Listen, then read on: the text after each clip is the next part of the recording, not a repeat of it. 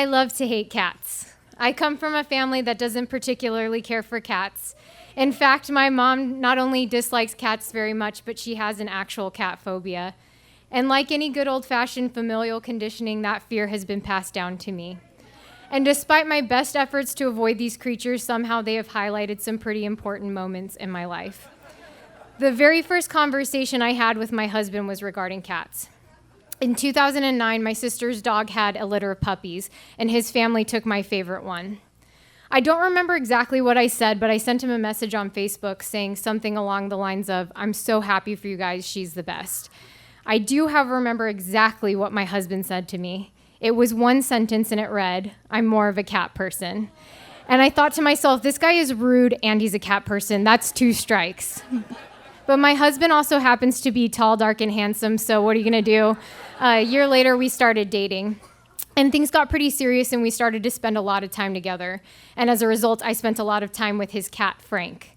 Frank was an indoor-outdoor orange tabby. He was a really proficient hunter, and he would bring in sometimes living, sometimes dead, lizards, mice, hummingbirds. And although I'm told this is a sign of love and affection, I did not care for having a half-decapitated lizard dropped into my lap.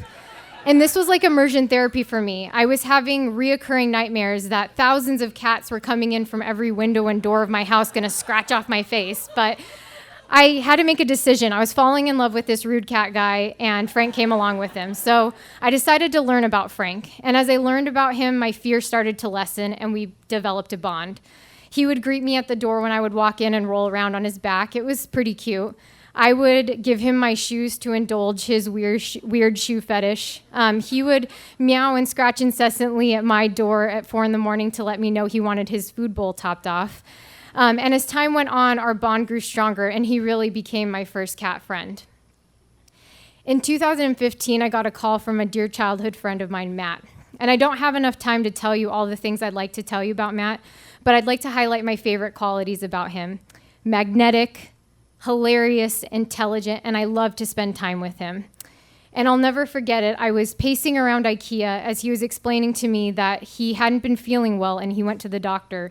And they discovered that his colon was covered in tumors, and he was diagnosed with a really aggressive form of colon cancer.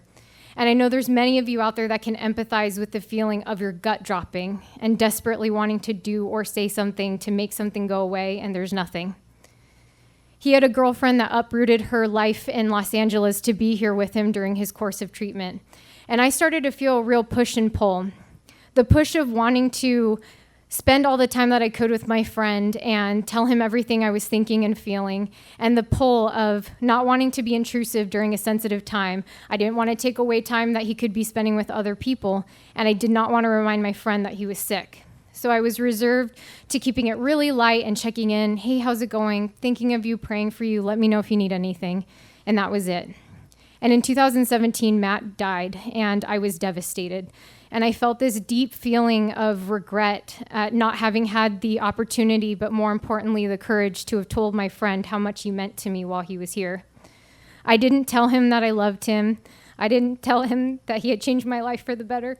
I didn't tell him that he was one of the best people I had the privilege of knowing. And I didn't tell him how much I would miss him when he was gone. Later that year, his girlfriend decided it was time to get her life back on track and move back to California. And in the process, she couldn't bring her cat with her to the apartment she had found. And without hesitation, I said I would take him. And I immediately started having anxiety.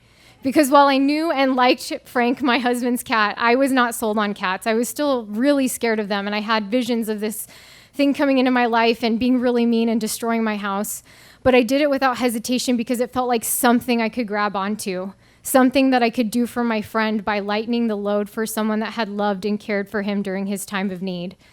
And luckily for me, aside from taking a massive dump on my brand new couch the first night he was in our home, Juan Carlos, the giant Russian blue cat, is one of the nicest animals you'll ever meet. He's a stage 5 clinger. He wants to snuggle me from head to toe, and he's part of the family.